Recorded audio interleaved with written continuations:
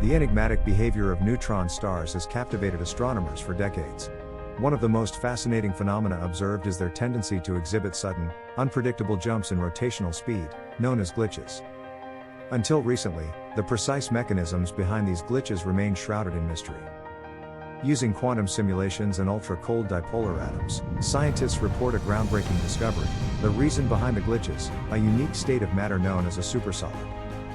A supersolid possesses the seemingly contradictory properties of both a solid and a liquid. In the outer crust of neutron stars, this exotic state of matter can become temporarily pinned, resisting the star's rotation. However, this state is not stable. Eventually, the pinning breaks, causing the crust to slip and the star to experience a sudden jump in rotational speed. This study marks a significant milestone in our understanding of neutron stars.